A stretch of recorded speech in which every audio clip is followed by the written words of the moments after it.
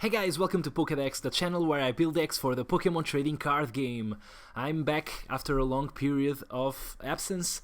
I'm sorry about that. I've been testing and playing on the ECC, which was a lot of fun. The tournament itself was kind of disappointing, but I guess that's a matter for another video. In fact, I did record some video logs along the way, but I don't know if they're good enough to be usable in a video because I haven't checked if the audio is good and all that stuff. So maybe we'll have a video about the ECC, maybe not, I don't know at this point, but I did get to meet a lot of awesome people like Joe from Team Omnipoke. He's a wonderful person to be around and talk to, and I was super excited to meet him in person. And a lot of other players like the Spanish crew, they're always super nice. Also got to meet some of the Polish players like Bartosz and Piotr Orliansky that you guys might know about, of course, because they had previous success in some European tournaments. But yeah, other than that, I got to see Amsterdam, which was pretty cool on Sunday. And when I got back into the hostel after a pretty tiring day where I just went around Amsterdam sightseeing, I just spent some quality time with other Pokemon players, just building and testing the new format, because the ECC was actually played without Breakpoint being legal, so there was no access to Fighting Fury Belt or Puzzle of Time or any of that. But it was really nice to have that Sunday night where all the players that were there were kind of testing together and playing around. That was pretty cool to see. Super cool moment to have, like just hanging around with other players that you can't normally do because they're from other countries, which is super fine. I actually got to speak quite some time with Pedro Torres, who is a very good Spanish player. In fact, he might be the Spanish player with the most points, or at least the Masters. I'm not sure about this, but I think he's already qualified for Worlds. He's been playing really nicely with Totina this whole season. So I kind of got the chance to pick his brain and ask him about the deck. And I also play tested with this deck a little bit because we now have access to Puzzle of Time and Fighting Fury Belt, and I thought those cards would be really nice in this deck. I mean, Puzzle of Time just allows you to play a couple of them at the same time and bring any two cards from your discard pile back into your hand, so that's super good. I'm kind of just ignoring the first ability, because if you play just one, you look at the top 3 cards of your deck and put them back in any order. I guess sometimes that might be useful, but generally we just ignore that, just go for the second ability. So if you play 2 Puzzles of Time at the same time, you get to bring any 2 cards from our deck, from our discard pile back into our hand, so we can reuse energy. So any deck that really needs special energy like Night March and Seismitoad, I guess, is just really going to love this card.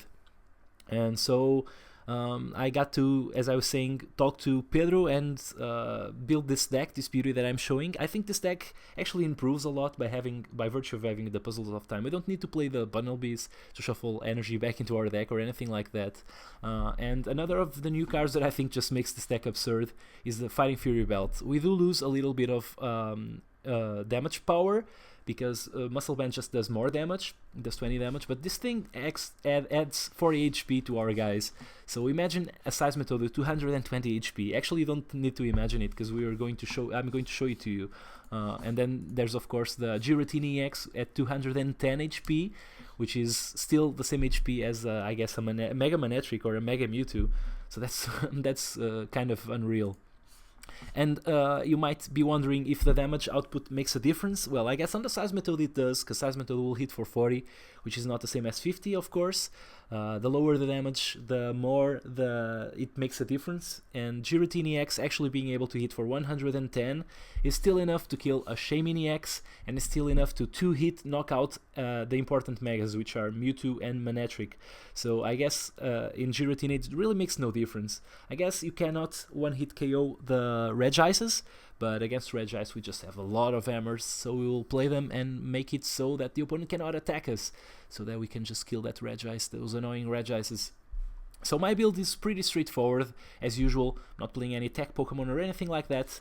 I am, though, playing the new cards, so I'm just going to focus on the differences from this deck and the standard Seismitoad decks that you guys see and know pretty well right now at this point. So as I mentioned, I cut one of the Double Dragon energies. I'm just playing a couple of Giratina, so I guess playing 3 is enough, especially with Puzzle of Time, which means that we can bring those Dragon energies back into our hand, which is pretty cool. The hammer package, I cut down on 1 Headringers. I was playing 2 in my base list that I based myself off of, and I think 1 is enough. After we take out the Pokemon that has the Headringer, we can just stick it into another Pokemon, and otherwise we are kind of stuffed. Our deck is kind of stuffed, so I guess it's nice to have Headringer, but it's not something that's really mandatory. It's really good when you're going first and the opponent shows you that is playing the mirror. That's when the Headringers really shine. The main differences, of course, are the Puzzle of Time, which I'm playing 4 of. You kind of need to play 4 in every deck that needs a Puzzle Time needs 4 of them, because you want to make the most out of them. And then we have, of course, the Fighting Fury Belts. I'm only playing 3. It's the same count as the Muscle Bands. Maybe we can just play 2 Fighting Fury Belts and 1 Muscle Band, because we have puzzles, so that we can... Sometimes we just need to hit more damage, so we play the Muscle Band, and other times we just play the Fighting Fury Belt. Can even use the Rosic to get it out of our Pokemon and just stick the other one in there, if that is what we need at the time. Another new card that we are playing is the Delinquent, and I'm trying Delinquent out because I was playing a single stadium here. After talking to Pedro, he says that Silent Lab is actually the best stadium for this deck. If you're playing something, play Silent Lab, because the Team Aqua's secret base sometimes hurts you, because you want to retreat from Hoopa and you can't with the DC. That kind of makes sense, but I don't know if that happens a lot and you don't have the AZ or the Floatstone. But I guess playing Silent Lab can also hurt you, because sometimes you have to put it before play it down, or you want to play it down before you play the Shaman, and that's just not going to be possible. So yeah, I do have Delinquent in here. It's kind of like the slot for the stadium. Delinquent, of course, you can bring it back with a VS Seeker. I guess the stadium could also be brought back with Puzzle of Time, but Delinquent, you can just bring it back in other ways, and of course just discarding the opponent's cards is also really nice. It is a supporter though, but after we just lock our opponent out of stadiums, we can just use Delinquent so that it cannot put another stadium down, which is really good. So it combines with Giratina to make sure that we don't have any stadiums in play. That's kind of cool. Yeah, that's pretty much it, I guess. There's really not much that I can say about this deck. Oh yeah, Scala is back into the deck. I think it's a really nice supporter, especially since we have the Puzzle of Time in here. Before having the Puzzle Time, I was not playing Scala. I kind of just wanted to draw more than one card. Even if with Scala we can choose which card we draw, but I guess that now with Puzzle of Time we can just grab the second piece of the puzzle out of a VS Seeker, so that's super nice if we have the Scala in there, so that we can just shuffle cards, not shuffle, bring the cards back from a discard pile into our hand, which is just simply bonkers in this deck. Well, that's it. Let's go play a match and see how we go. Alright, let's play against PokeFreak72. Who's playing Lightning and Psychic and Colorless, and calling the coin flip with a very cool looking Pikachu, like some sort of Native American style. Yeah.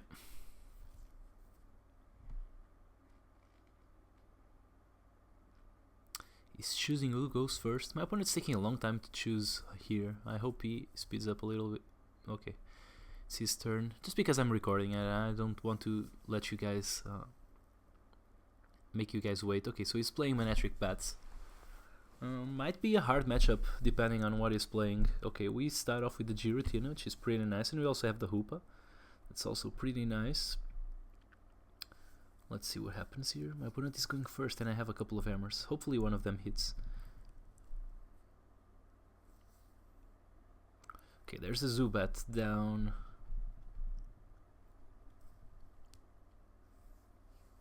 And there's an Ultra Ball. For a Shaman, okay. My opponent seems to be going off here. Yep, only 2 cards, so... don't really know. I mean, he does for sure have another supporter in hand, or else Really no point in discarding the Sycamore. And he plays Parallel City and a Muscle Band and a Super Scoop Up, which fails. Okay. The Stadium. Okay, he judges us. Okay, that's kind of harsh. Let's see what we draw out of this. We have a lot of outs, actually. Okay, there's a Sycamore. Perfect. Perfect. I mean, the Stadium, he played the bench cutter on our side, and we drew an Ultra Ball, I guess. What do I get? The Fighting Fury. Nah, I think I'll go for the Ultra Ball. I mean, even with the Stadium locking us, I don't think I'm too worried about that, so I'm just going to discard these two cards. Just going to get, let's see if we have the Hoopa. Yeah, we do. Going to get the Hoopa. Going to grab a Seismitoad and a Shaman, so that's two cards out of an Ultra Ball, which is pretty cool. Yep, no use in getting more Pokemon because we are not putting them down, at least until we have the Delinquent. Okay, we put this thing here and we can actually lock him out of items by virtue of having a Floatstone in our hand on that Giratina, which is pretty cool. We got a couple of hammers. Can also hit the Super Scoop Up. I guess I need it to get card draw, which we don't, so I think I'll just play the hammers. Try to make my opponent not attack next turn, but because the first hammer failed, I'd rather just keep this. I don't know. I think I'll play it. Okay.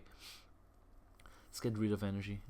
Just make my opponent's life the most miserable I can, and because he has a Muscle Band, he's not attacking us for 30 next turn. As I was going to say, the Parallel City, I'm just glad that my opponent did not play it the other way around, or else I don't know if I would have gone with Seismitoad extra still in 10 damage. And cutting our bench doesn't really hurt us too much. But if I wanted to put it the other way around, he would only have 3 spaces in his bench, which really sucks for his deck. And he plays an energy on Golbat, so it's really nice that we play the hammers, actually. I was kind of afraid of him just playing Manectric down and playing the energy straight away. But, okay. I am going to play the Zerozik because, if nothing else, we cut some damage off my opponent's Pokemon. And we are not playing any supporter anyways, but we do need card draw. So I guess the Stadium is hurting us a little bit. Because if the Stadium wasn't into play, I could have been playing this second Shaming. But, oh well, my opponent deals 30 damage and plays a Zerozik. I'm glad we kept this energy in hand, which you usually do, right? I mean, we have to protect them. And he keeps playing energy on the bats, which I'm fine with. Just hope I get some card draw here. Oh, no card draw, okay. But I do have to play this thing on a Seismitoad and keep attacking. This way there's no VS Seekers for the Zerozik. I am 3 attacks away from dying, and my opponent's Pokemon is also 3 attacks away, so we have to find some sort of scoop or something like that to be able to get out of this predicament, or my opponent is just going to kill us. If he has an energy, he can just attack us with Miltank and kill us. Oh, he doesn't. Okay, that's nice. Really lucky for us. But my opponent might just draw a supporter next turn. Okay, we have a switch. Doesn't really matter too much. But if my opponent kills the Seismitoad, the good news is we will be drawing cards for sure. Hopefully. Oh no, we're just 2 attacks away. What was I saying? Was that a 6 or a 9? I don't remember. Sometimes I look at my opponent's life points or the damage points, and I don't know if it's upside down or not, especially when there's only 6s and 0s in play. So I might have miscounted on that, because he still has 1 attack to go, and I can just kill his Crobat now with the Seismitoad. So yeah, let's see what happens. Ooh, that's right on time. I mean, if it hits at least. If it does hit, I'm going for the Seismitoad for sure. Oh yeah, that's nice. Because this way we can just keep Seismitoad in play and just keep my opponent locked and just kill that Crobat. Maybe we draw a supporter out of the prizes. That would be perfect. And bam, killing that Crobat. Let's see, we draw Seismitoad. Ugh, that sucks. And my opponent plays a Zubat, or moves a Zubat forth at least. puts the mana trick down, which kind of makes me feel like he just drew it. I wouldn't put it down if I didn't play an energy there, because I can just Headringer it. My opponent doesn't know if I have it or not, so I might have a Heathen Headringer in my hand, so could have just immediately Headringer that mana trick. So I guess you want to keep it as long as you can. If nothing else, maybe the opponent would have discarded the Headringer or played it on the Shaman before playing a Sycamore or something. I mean, seeing from my opponent's perspective. And we do have the Sycamore here, which is nice. I'm definitely going to play it, I think. I'll Ultra Ball because at this point might as well. Yeah, I'll keep the Seismitoad in the deck. We might need another attacker. And we might not want to spend the puzzles. Okay, we drew the puzzle and we have this thing for this guy. Not going to play the Fighting Fury Belt unless I really have to, and I don't here, because the mana trick will deal more damage to us, and my opponent can just play DCE here. I don't know if he plays them or not. Hopefully our hammers start hitting. He promotes the Miltank, which is fine for us because he doesn't have any stage 2s in play. So that means, yeah, he just discarded another Crobat. So I think my opponent is going to have a lot of trouble getting to that point. I don't know, let's see where the game takes us. This is definitely going to be a long game. Maybe just start going for the milling strategy, just making sure that my opponent never gets to attack again and just deck him out. But I don't want to make those types of videos for you guys, so I'm just going to keep, although this deck kind of lends itself to it. But yeah, the hammer just failed, so I was thinking about using Lysander for that mana trick, but right now I don't know. I mean, let's play this thing. I don't know if I want to attack with, okay, we do have a Skyla, so I think I play that as the supporter this turn. Might as well. I'm not going to. It's not good to attack into the Miltank, but it's also not great to just bring a mana trick that we're not sure that we can kill without him attacking us. So might as well just get this thing. Yeah, we do have. I don't know. Maybe this will allow us to just bring an energy back, something like that. And of course we can also grab extra hammers. Do I play the Fighting Fury Belt? Doesn't make a difference because it's always 3 attacks. So might as well just hit him once, twice, and then the third time we can actually use the Fighting Fury Belt to kill that Miltank if it comes down to that. Once again, I'm trying to make it so that I don't have the Fighting Fury Belt when my opponent attacks us with mana trick. Another play that I can make is just AZ the Seismitoad that's in the active position. Oh, forget about that. I'm going to be forced to AZ the Hoopa. I was thinking about using AZ on the Seismitoad and then immediately grab the energies with the puzzles so that we could heal. But since that did not happen, I guess we will Quaking Punch again.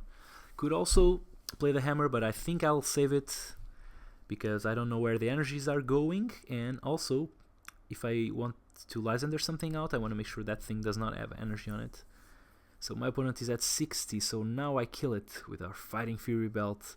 I don't think my opponent is going to attack with the Assault Laser from the Seismitoad. So, sorry, from the mana trick into the Seismitoad. So might as well just kill him while we can, and he still misses an energy. That's nice. I can hit this guy. I think I will. The reason for that is if we kill the Golbat, we can just really easily, I mean, not that easily actually, now that I think of it, because we have a Floatstone on that Giratina, of all the things. So we can't really kill the Shaman on a single hit. Okay, so my opponent just switches here. Do I Lysander something out? I guess that's the $1,000,000 question, right?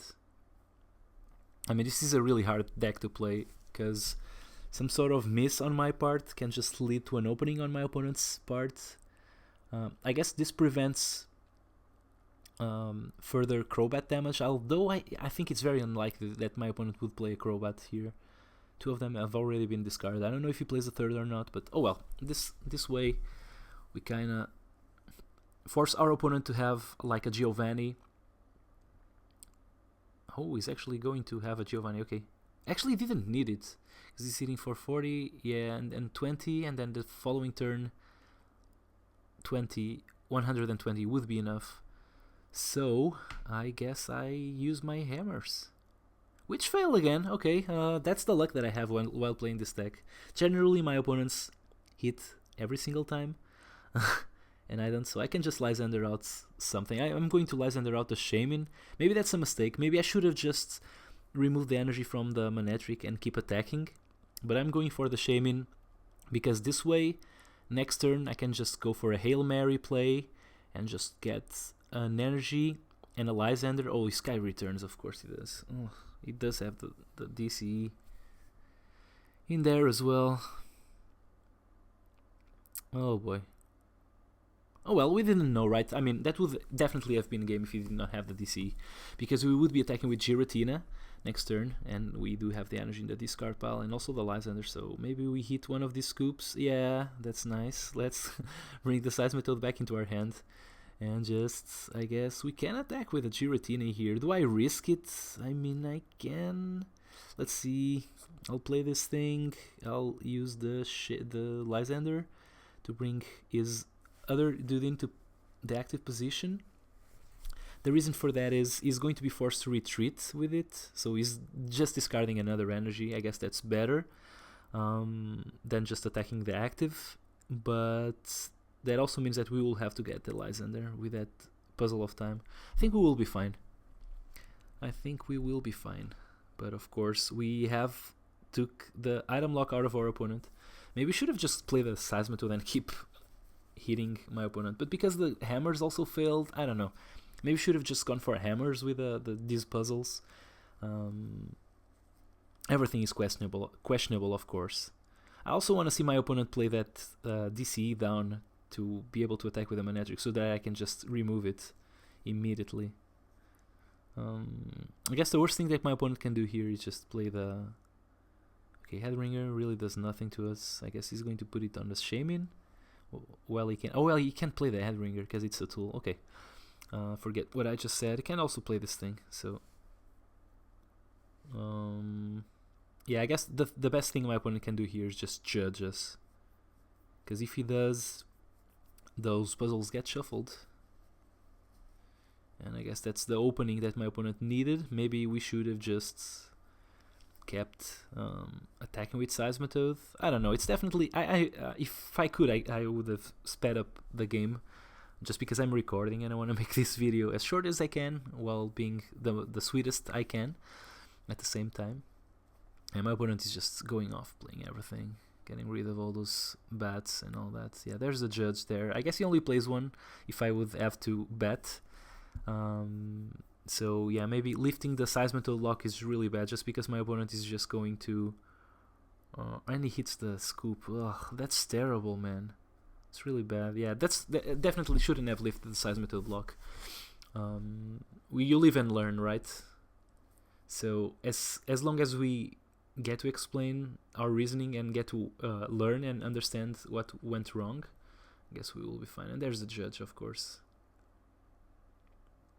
So I guess this game is going to last a little bit longer than I was hoping for. My opponent is playing all his Via Seekers. I think I would save them if I could, especially since he maybe will need to shuffle again, because I have more cards than he does. So maybe that comes down to that. I don't know. I don't know if this is going down to game, but down to decking out, I guess. Okay, so he kills our Giratina, right? Huh. We can go for a Toad here with that Hoopa. Yeah, we cannot go for the Giratina because it's in the discard pile, but we can go for a Toad. I guess I will go for two of them because get them out of our deck, I think. Draw something else here. I can attack with a Toad, but he's just going to kill our Giratina anyways with a laser. So yeah, I'm just going to Chaos Wheel here. Or maybe... I don't know. I will be item locking him. I don't know. I'm just going to. I think the damage is going to be important. I really feel like the 100 damage here is going to be important. So let's just. I don't know. This is really questionable. Everything that I just did is really questionable. Maybe I shouldn't have played that DC. I mean, the opponent. I know he has. Yeah. I know he had zero Zik back into his deck. That was really bad. I mean, if we had attacked with the Seismitoad, it would have just wrecked us because he would just have removed the DC. We would have the Seismitoad in active position. He would kill the Giratina anyways, and yeah, so everything would be exactly the same. Only his Manectric wouldn't have those 100 damage on top of it. So it would only have been 30 damage. So might as well just get all that damage down. Oh boy. And now, do I give him the Seismitoad or maybe a Hoop or something like that? I think I'll go for the Seismitoad. It's the same, right? It's the same 2 prizes if he kills the Seismitoad. I need to find the puzzle. Okay, we have a Birch. Okay, let's... yeah, I'm putting the Seismitoad on. I don't want to draw, but yeah, it doesn't really matter. I mean, if he Lysanders something, I guess going for the Seismitoad would be kind of dumb because the Hoopa is a lot less useful. And we do find the puzzles, that's perfect. So I think I'm just going for an energy and don't even know what else. Maybe just go for the Headringer. Okay, we are definitely going to get 2 cards here. I think I'll go for definitely this energy. Maybe the Crushing Hammer. Because he cannot play... Oh man, maybe I should have... Yeah, I should have gone for the Headringer. That was definitely a mistake. I was thinking about the Headringer, but then for some reason I thought the Hammer was better because I don't know. It was really stupid. Just because he could retreat here. Although the Headringer would basically get... Yeah, the Hammer was better. Okay. Actually, the thing was, I was thinking about him retreating, but then I just thought that wouldn't make any difference because I would Headringer the guy anyways. But yeah, I would, with the Headringer, I would have been forced to play it either on the active or on the benched guy. And with the Crushing Hammer, if I hit the guy in the front, he can't retreat. So yeah, actually, this is... I didn't think this whole thing through, but actually the Crushing Hammer was the right thing to do there. I was just lucky. I mean, I ended up being unlucky because the hammer hit again. I don't think I hit one hammer this whole game, which is terrible. But my opponent is kind of having to do the most he can with the energies that he has, which aren't much, and he only has 4 cards left in his deck. So maybe we also end up decking him out. But yeah, hitting that hammer would have been awesome. Oh boy. Just glad I have this VS Seekers, because I can just bring this Hoopa back into my hand and just keep attacking that Manectric for another 30. Actually, this is just game. I just realized I can just play the Fighting Fury Belt and just kill that Manectric straight away. Oh boy, that's nice. Really nice to know. So I guess that's a win for us. Just use VS Seeker.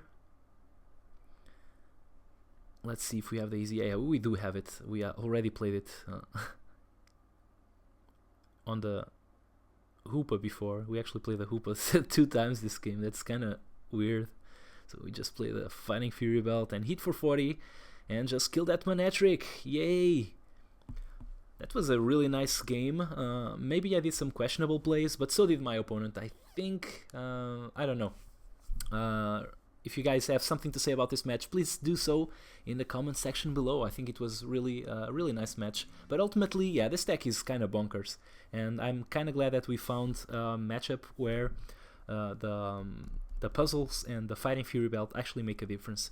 So, tell me what you guys think about this deck. And I guess I'll see you guys next time. Bye!